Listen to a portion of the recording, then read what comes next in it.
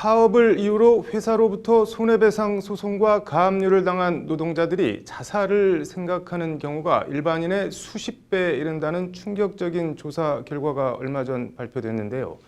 손배 가압류라는 절망의 늪에 빠진 노동자들과 함께하는 시민단체 손잡고의 윤지선 활동가를 만나 얘기를 들어봤습니다. 로투데이 인터뷰 신세아 기자입니다. 강단 있어 보이는 인상의 시민단체 손잡고 활동가 윤지선 씨는 지난 2015년 쌍용차 해고 노동자 김주중 씨로부터 한 통의 문자를 받습니다. 해고 기간 55개월, 국가가 제기한 손해배상액 14억 7천만 원, 퇴직금 가압류, 부동산 가압류라는 문자입니다. 문자를 받고 3년 뒤인 2018년 6월, 손배 가압류에 덫에서 괴로워하던 김주중 씨는 스스로 목숨을 끊는 극단적인 선택을 합니다. 그 무력감을 계속 느끼고 무력감이 심해져서 절망을 손배 대상자 중에 사망자가 작년에 발생을 했어요. 그때는 정말 충격이었거든요. 내가 만나왔던 누군가가 죽을 수 있다는 거. 이처럼 노동자들을 극단적인 선택으로 내모는 손배 가압류. 한국 사회에선 너무 흔해 파업하면 사측에서 의례적으로 하는 거라고 여기는 경향까지 있는데 절대 그렇지 않다는 것이 윤지선 활동가의 말입니다. 쟁의행위를 참가했다라는 이유로 특히 개인에게 손해배상을 거는 거. 이거는 한국 사회의 거의 OECD 국가 중에서 유일하다고 표현을 하는데 한국 사회에만 존재하는 굉장히 특이한 경우인 거죠.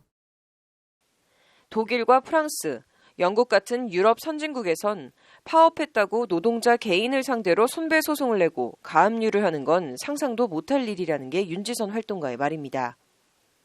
프랑스에서 손배를 청구했던 사례가 있대요. 순간 되게 부끄러워진 게 50년대였대요. 1950년대. 또 영국 사례도 되게 부끄러운데 영국은 노동권을 침해하는 게 누가 봐도 뻔한 손해배상 청구를 하는 게 그러니까 소위 얘기하면 쪽팔려서 못한다는 거죠. 그 얘기를 듣는 게 일단 너무 부끄러웠고 타인에게 피해를 주는 걸 혐오 수준으로 싫어하는 일본은 어떤지 궁금했습니다. 파업을 거의 하지 않는다고 알려진 일본이 있어요.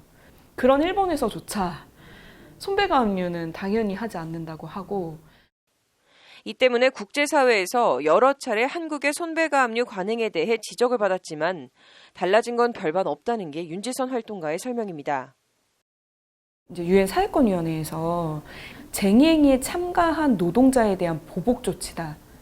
손해배상은. 저는 그 보복 조치라고 표현했던 국제기구의 그 표현이 굉장히 적절하다고 생각을 하거든요. 굉장히 충격적이다라고.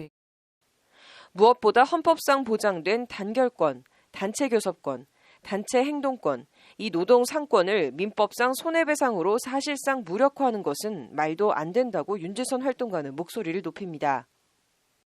헌법에 노동 상권이 보장되어 있고 우리는 심지어 ILO 국제노동기구에 가입되어 있는 국가고 OECD에도 가입되어 있는 국가인데 민사상 손해배상을 통해서 노동 상권을 제약을 하는 거예요. 그것도 아주 경제권, 생존권을 옥죄는 방식으로.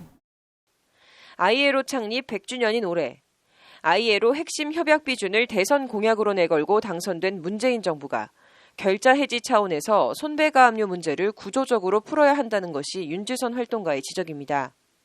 또 심리치유센터 통해서 노동자들 심리 상태를 지속적으로 본다고 해서 해결되진 않아요. 왜냐하면 근본적인 문제가 해소가 되지 않는 이상은 이 문제는 해소가 되지 않는다. 그러면 결과적으로 뭐냐면 국회나 정부가 나서야.